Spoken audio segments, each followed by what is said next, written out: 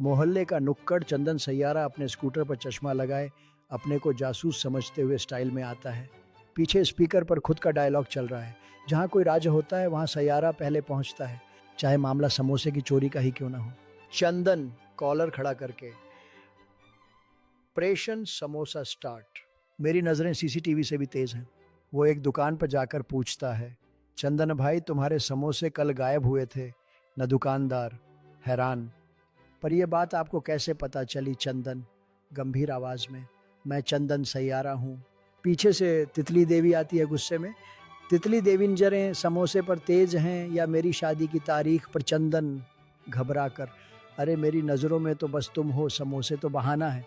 छत पर गुप्त मिशन चंदन और पिंटू हैकर लैपटॉप लेकर बैठते हैं। चंदन पिंटू मिशन शुरू करो। तितली के घर वाले मुझे सीआईए का एजेंट समझें, इसके लिए एक फेक आईडी बना दो। पिंटू फेक आईडी तो बना दूंगा, पर पकड़े गए तो एफबीआई नहीं तेरी सांस खींच के कान पकड़ेगी। चंदन पकड़े गए तो कह दूंगा मैं सैयारा हूं गलियों का गुप्ताचर। सीन 3, शादी का मंडप। तितली देवी शादी के जोड़े में बैठी है, बैंड बाजे वाले बजा रहे हैं धूम मचाले।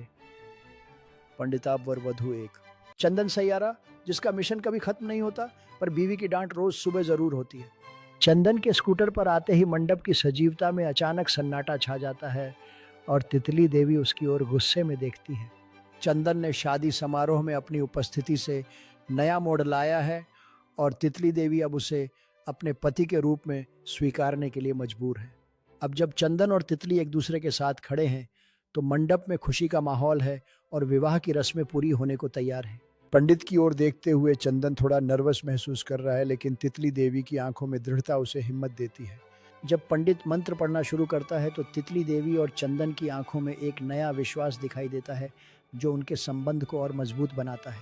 जब चंदन और तितली एक दूसरे को वरमाला पहनाते हैं तो चारों ओर खुशी की लहर दौड़ जाती है, मानो यह एक नई शुरुआत का प्रतीक हो।